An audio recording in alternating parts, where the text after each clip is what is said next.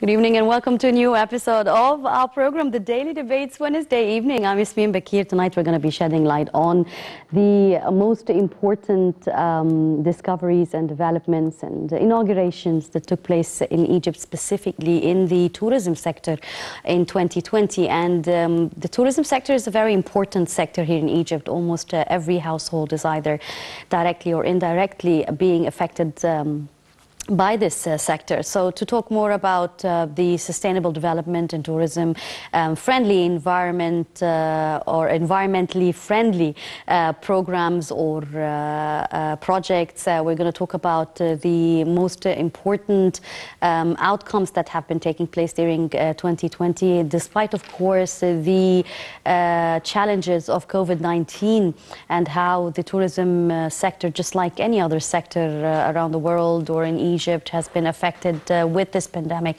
But the good news and the Egyptian stamp, and let's talk more later with our guest about this stamp and what it is about. We're going to talk about branding Egypt. So everything to do with tourism and its performance in 2020. I'm very much delighted to have joining me in the studio this evening Miss Umna Salama, tour guide and a tourism expert. Thank you very much for joining us and Happy New Year. This must be our last episode for 2020, hopefully. Thank you for having me, and it's a pleasure to be here with you, and Happy New Year. All right, so we're going to talk more about, of course, what has been happening in the tourism sector in Egypt for 2020, but allow us first to go out to this first report, and we'll be back right after this. The Ministry of Tourism and Antiquities has announced many archaeological discoveries during the year 2020 all over the country. In Elmenia, there were the following discoveries: the discovery of 16 family graves containing 30 coffins belonging to the high priests of the deity Jyoti in the El Jarfa monuments area; the discovery of tombs, several stone sarcophagi, Shapti statues, wooden statues, canopic vessels and amulets in El Jarifa in Tun El Gabal; the discovery of a unique tomb dating back to the Sawi era in the Bahnasa region.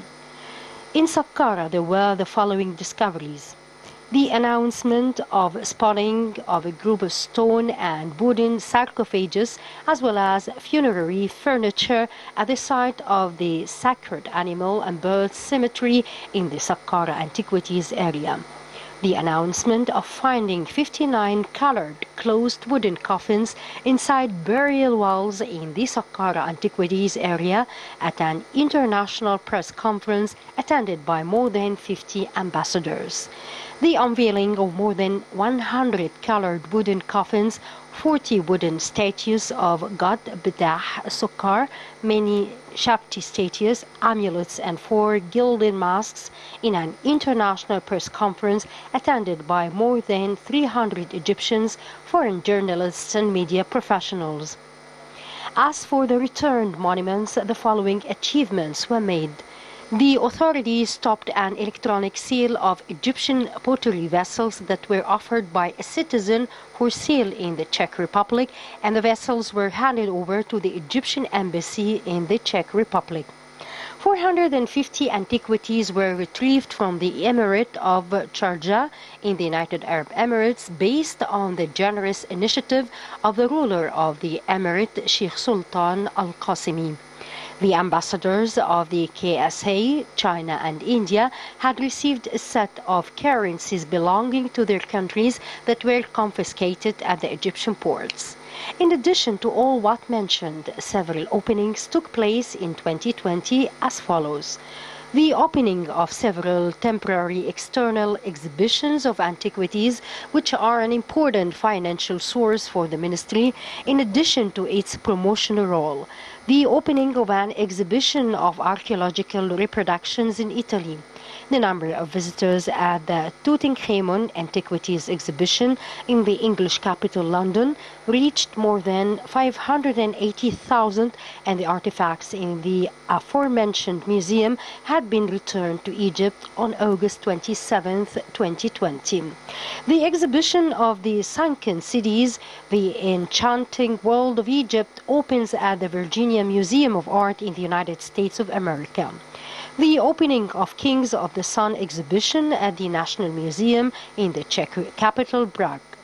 The issuance of the Prime Minister's decision to approve the holding of an archaeological exhibition in the Kingdom of Saudi Arabia for the first time, entitled "The Sector of a Mosque" at the Enrichment Museum in El Zohran for 24 months.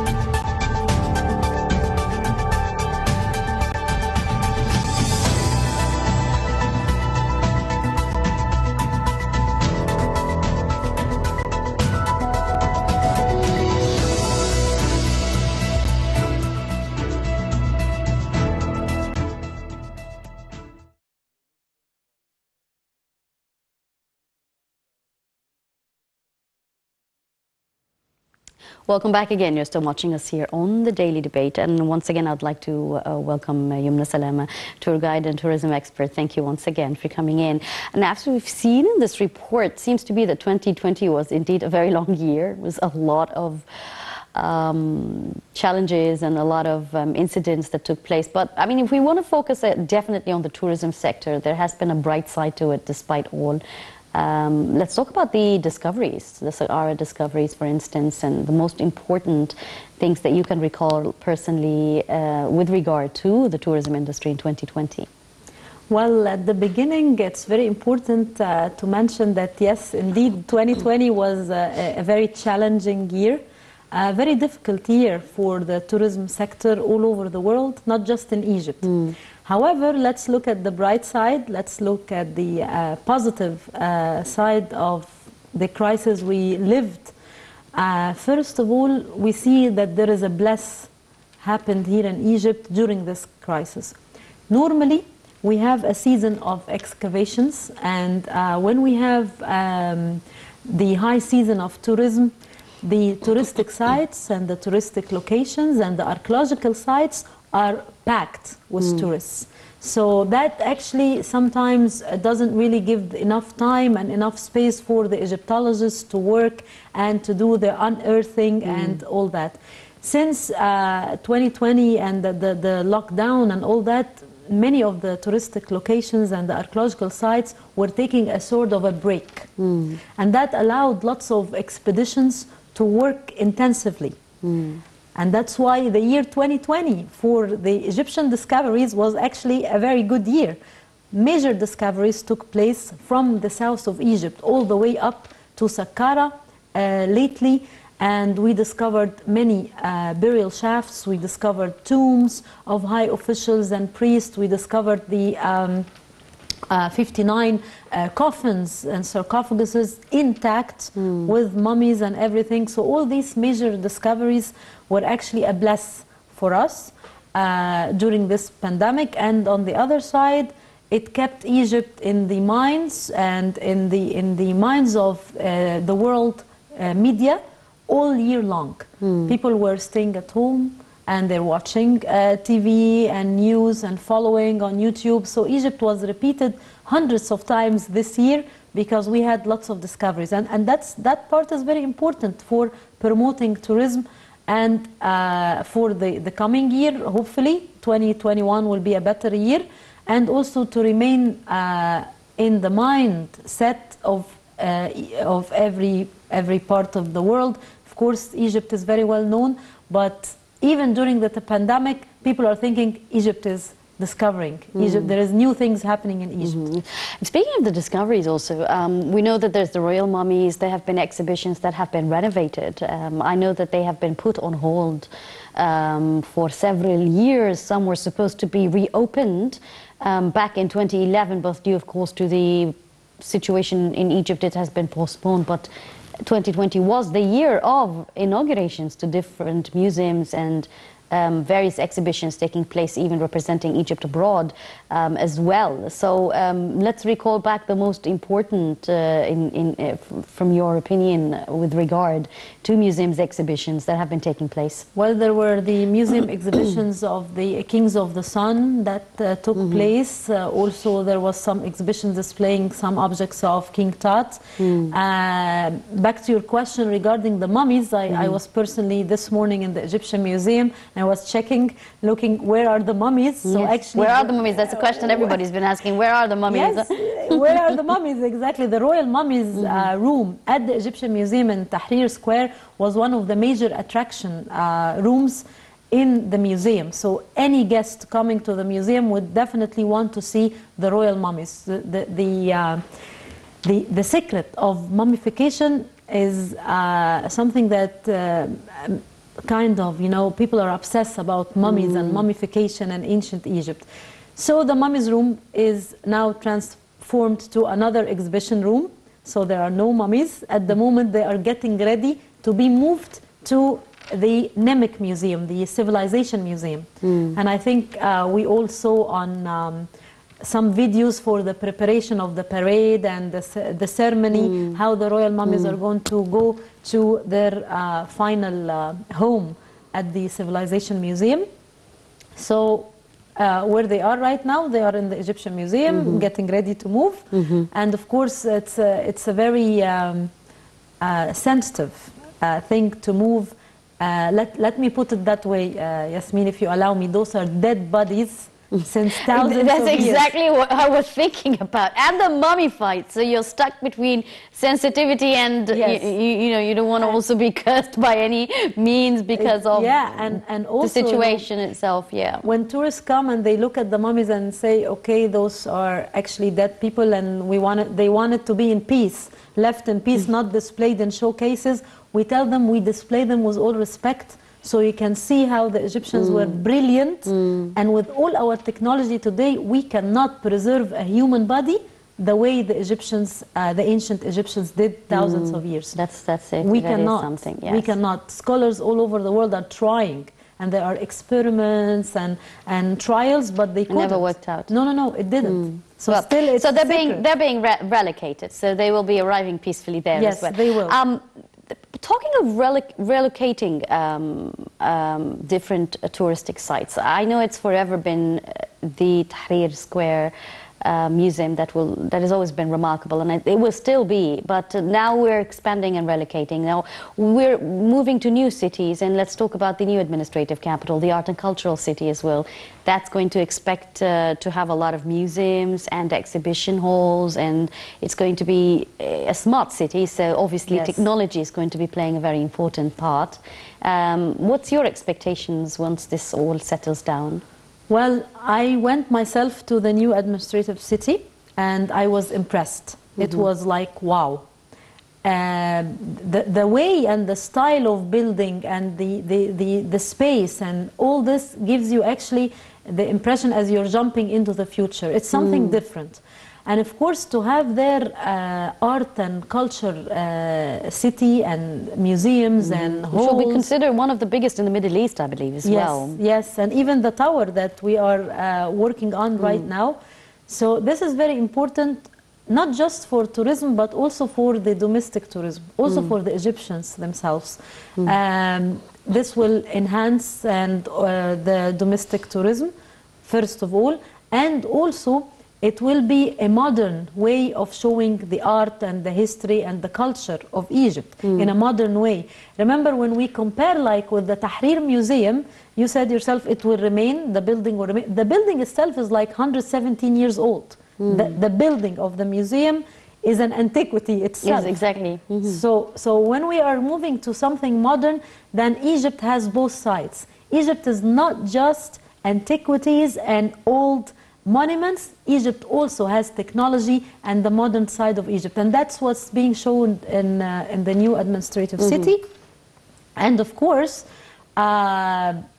hopefully in the future, because now you get the different kind of tourists. There are tourists who are interested in history and culture and more focusing on that part. And there are tourists who like actually luxury and modern stuff, and tourists going to Dubai, for example, or other destinations, the history is not to be compared with Egypt, but they go for modern things, for towers, for opera halls, for Legoland. Exactly, Legoland, for galleries, art galleries. This is what we are having in the new administrative city, and it will also attract those kind of tourists, hopefully. Now, you've mentioned a lot of important points, but let me jump in with the question now, since we're talking about modern Egypt and technology, specifically when you mentioned a couple of minutes ago about how with the pandemic people had more time spent at home, and that gave an opportunity for them to search the internet, and the name Egypt and the hashtag of Egypt has been mentioned hundreds of times. We've seen also initiatives by the Ministry of Tourism for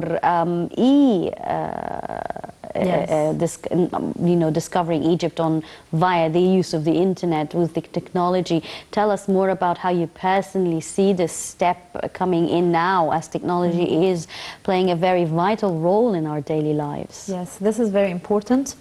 Online, the word online is becoming actually like a part of our daily life.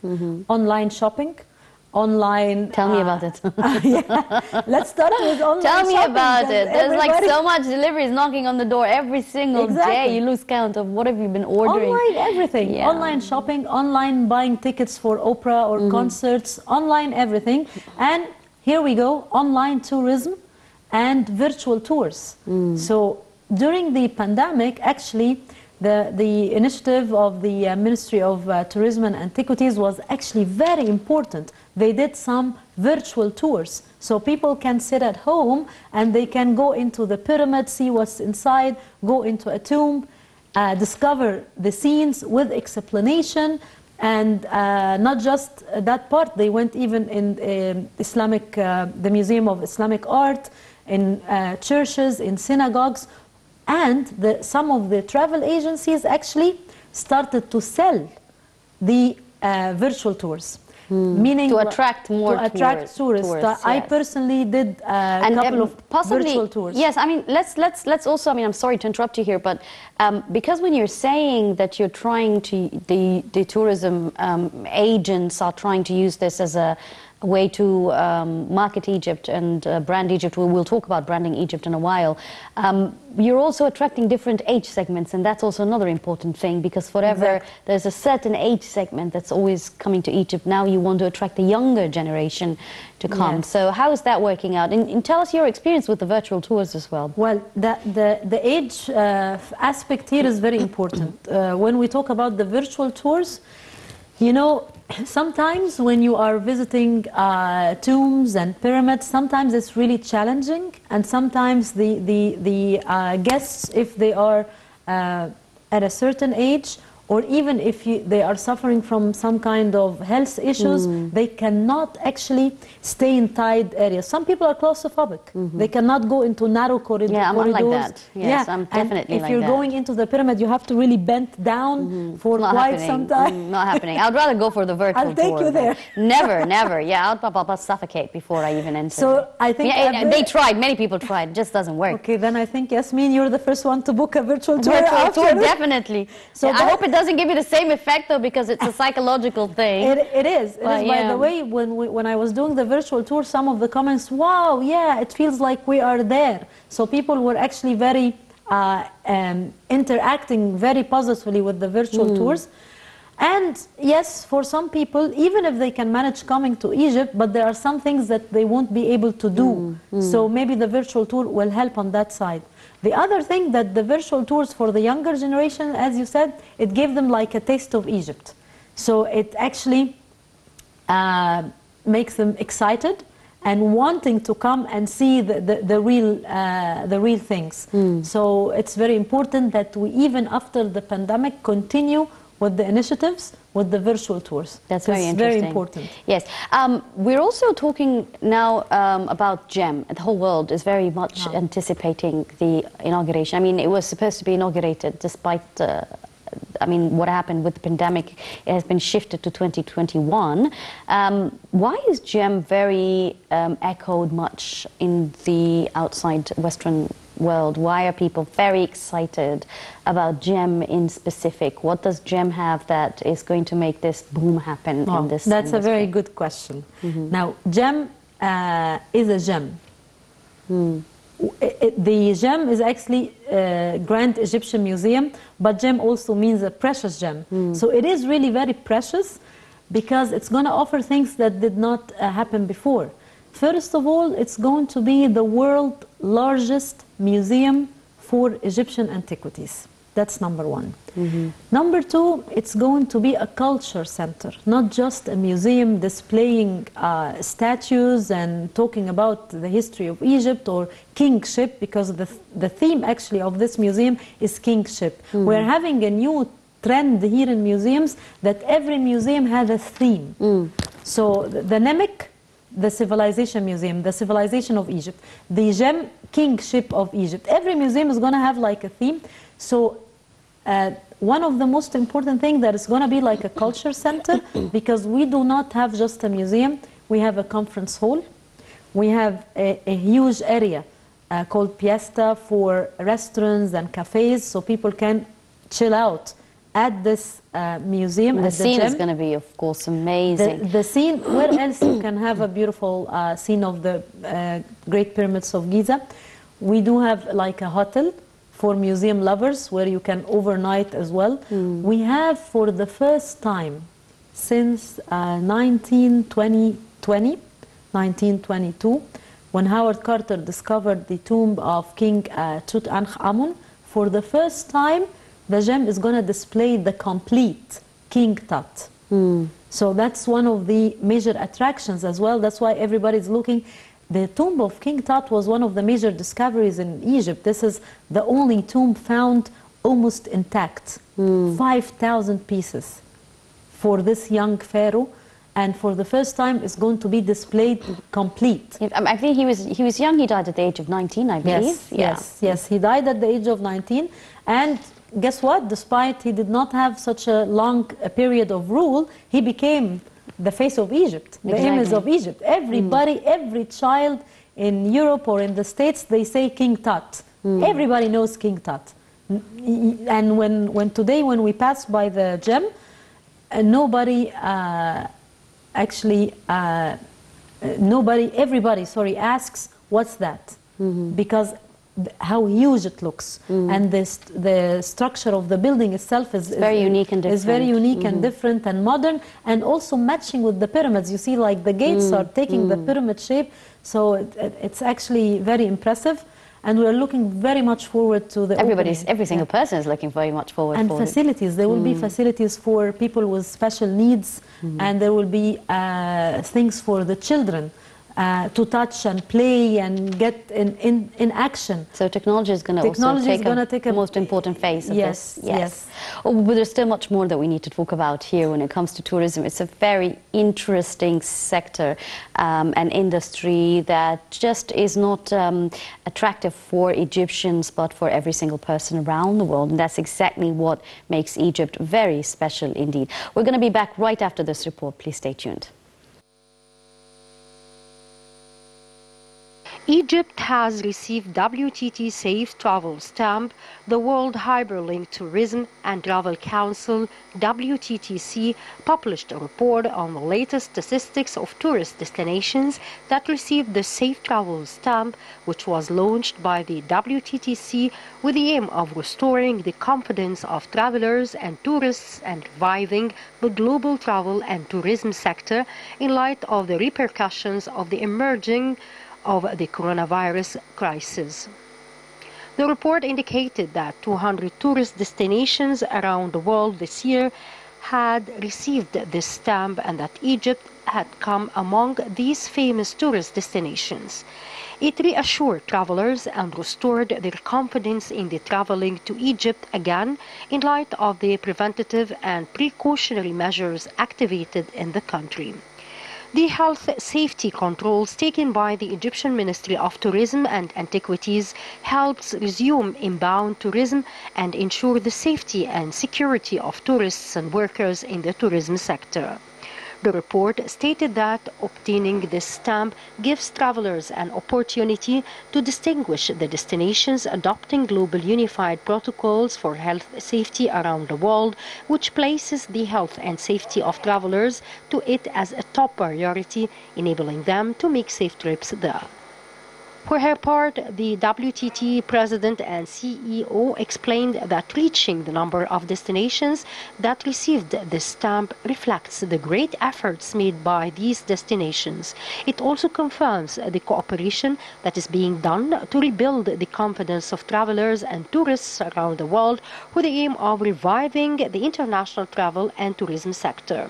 It is worth noting that the WTTC had granted Egypt the Safe Travel Stamp as the Council approved the preventative and precautionary measures as well as the health safety controls taken by the Egyptian Ministry of Tourism and Antiquities in cooperation with the Egyptian Ministry of Health in accordance with the standards of the World Health Organization to resume inbound tourism and ensure the safety and security of tourists and workers in the tourism sector.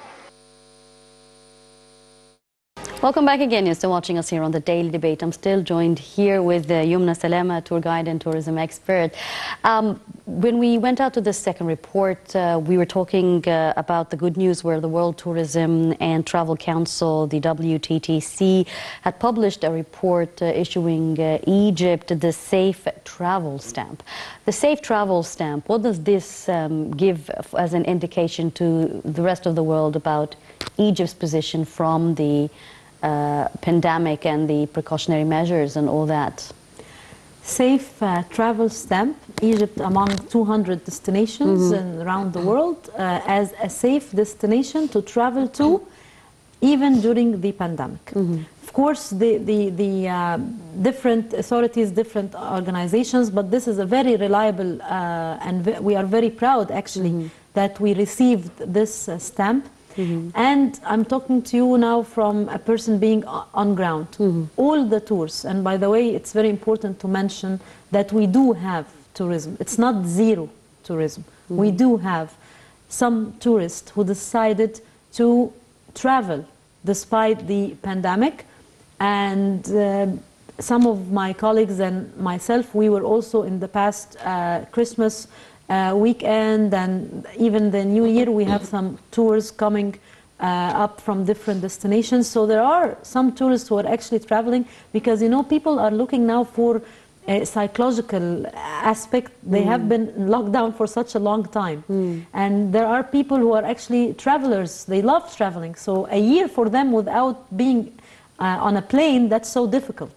So like the guests I have today with me, they are Americans and they are coming from the States and they did all the procedures required to come into Egypt. That's related to the stamp.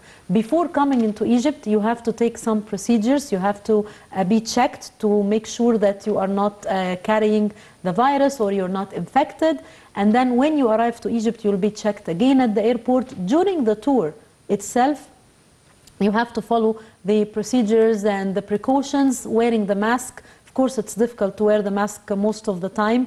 You are only allowed to take the mask off when you are in the open air and keeping social distance between you and your tour guide. We always have the sanitizers like yourself. Speaking about the sanitizers, Yes. I mean, I fill 3 every day and then they're empty by the time I get home. And Yes. as you've correctly said, I spray every 2 minutes. Yes, Subconsciously. It's crazy. We have it in the buses. Of course, there is no huge numbers, like no big buses. The tours are done on an individual, limited numbers, 2, 3, 4 people in a minivan. And people are enjoying their time and they feel safe when they come to Egypt. They say we feel safe also because of the weather. In many countries now it's freezing cold. So Egypt here is blessed by this beautiful weather and the sun. So people feel actually more comfortable here. And the hotels, of course, is also taking all the precautionary measures. Maybe that's one of the reasons why also the stamp was given to Egypt. The stamp is related to how we are applying the capacity in the hotels and the hygiene in the hotels and the precautions. Also the pre and during and after check-up, and also how the tours are being handled in all the touristic sites. Because in other countries, you have the touristic sites are closed, but we were open. That's great. Our touristic sites. Yes, let's talk about the domestic tourism. And recently, in the past year, especially the younger generation, they are very much into domestic traveling, and they have discovered destinations that foreign tourists have always chosen for their destinations. One of them is Dahab, for instance, and Ras Shaitan as well. And I believe not Siwa. until Siwa, yes, I know a lot of people who, I haven't been in Siwa yet, but a lot of people have been going to Siwa specifically during the winter season because the weather is good over there. And these are destinations that are new to the domestic tourism. So let's talk more about how you see domestic tourism recently. I see domestic tourism as the main power for economy and tourism. Let me say my opinion here. We are over 100 million, our population in Egypt. So if only 50% of the 100 million are doing domestic tourism, that will actually promote tourism in general. So we're always talking about the international tourism. We're talking about tourists and foreigners coming. Of course, we need that. But look at our Egyptian population. If they do the tourism in the way that it should be done, it will be of a great economical impact. And as you mentioned earlier, there were destinations that were booming during the pandemic in Egypt. Dahab, for instance, major attraction for young people, and because of the water sports they can do over there, from kite surfing, windsurfing, snorkeling, diving, all the kinds, and even the nightlife in Dahab is very attractive for young people. There's no nightlife in Dahab, to be very honest. There is. I mean, where I went, there was, there's nothing to do in Dahab, but in the evening. In Dahab, in the evening, in the famous area of the shops, there are many cafes where you find young singers are singing and they are doing small parties. They even take the young people and they go to a Bedouin night in the desert. That's this beautiful. Is the nightlife of Dahab. Yeah. That's what young people love. They go on an island and they stay till the break of dawn and they watch the sunrise. So this is what they do in Dahab, and it's very nice. And the prices also. The prices are affordable for the young Egyptian generation. Siwa, as we mentioned earlier, also Siwa is very attractive. It has a different taste, attracting all generations, the young all the way up. They like to see this Siwa community, this different community into the Egyptian community, their culture, their tradition, their habits, feeling that you are really into the most further oasis from the 7 oases in Egypt that we have. Like we always, as people in Cairo, we refer to Fayoum as the nearest oasis, but off the desert, Siwa is actually with the borders, so you are actually in the middle of the desert. So it's completely different, and that is very important also for the communities over there, either the Bedouins in Sinai and Dahab or in Siwa.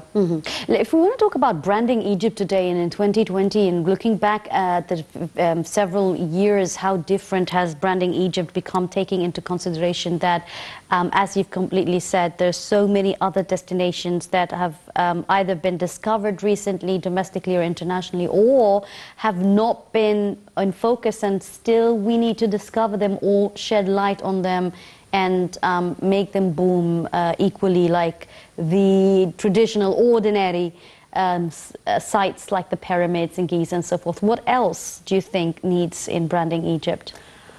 I think we need to brand, my personal opinion, of course, I think we need to brand Egypt as all kinds of tourism.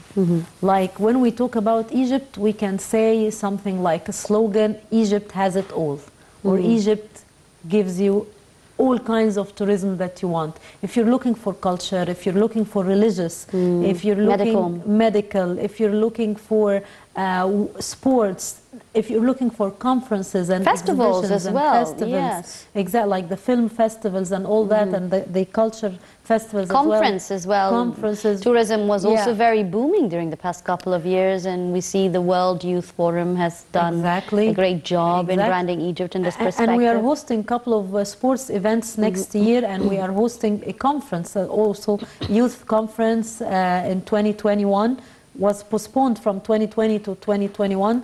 So we need to brand Egypt as a destination that offers you everything, the different kinds of tourism, but also the old and the modern, and this is very important. We need to enhance and shed light on and work more on the programs, touristic programs, promoting these kinds of tourism, like Siwa, as we mentioned, like Dahab, like the religious tourism. The religious tourism in Egypt is amazing, but still it's not taking its place as it should be. We have holy places, very important holy places, related to three main religions, Judaism, Christianity, and Islam.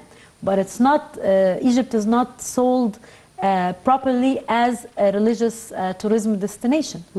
Medical and healing tourism, all this is very important. So this is how we need to brand it, that we are actually offering everything. Everything, yes.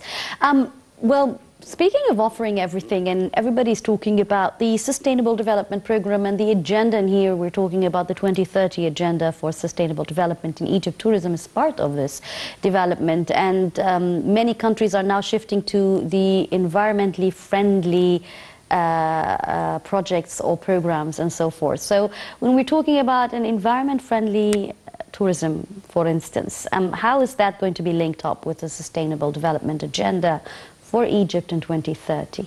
Well, this is very important, and we are working also in general here in Egypt, and the government is working on the SDGs. So we are having some actually places like eco lodges, the friendly lodges or hotels, environment friendly lodges and hotels. This is very important. But when we talk about sustainable tourism, we are also talking about the impact of tourism on the communities where tourism is being presented as an industry. So when you bring tourism to a Bedouin community, what will be the impact on this Bedouin community? Because you don't want to bring tourism to a community to change its features or change its habits and traditions. And no, you're promoting its traditional heritage. That's the most, you culture. Promote it and you make a good positive impact. For instance, I believe we spoke about the Siwa community as well. Yeah. That's part of what people go to see, how they live and the Bedouin life.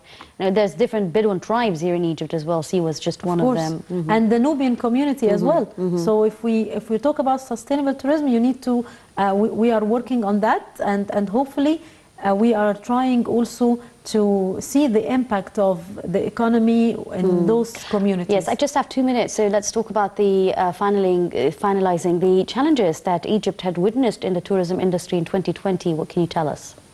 Huge challenges, of course. People who were working in the tourism sector were actually suffering quite, because tourism is very sensitive industry. However, we are looking very much forward to a better season, 2021. Hopefully. And unless the variant of the pandemic is going to play its games, but I mean, better anyway. Hopefully. But we had, of course, lots of difficulties. The lockdown, the hotels, some hotels are not operating. Tour guides, as myself, did not work. There were no tours. We suffered for quite some time. But now we can see some light coming back, hopefully. Hopefully. Well, let's hope that 2021 will bring back all the light again. Let's hope, Zach. Unfortunately, our time is up. Umna Salama, tour guide and tourism expert, thank you very much for coming in on the Daily Debate. Thank you for having me, and Happy New Year to everyone. Happy New Year once again, and see you again very soon, definitely. That brings us to the end of our episode of the Daily Debate this evening. I'm Yasmin Bakir signing off. Thank you for watching.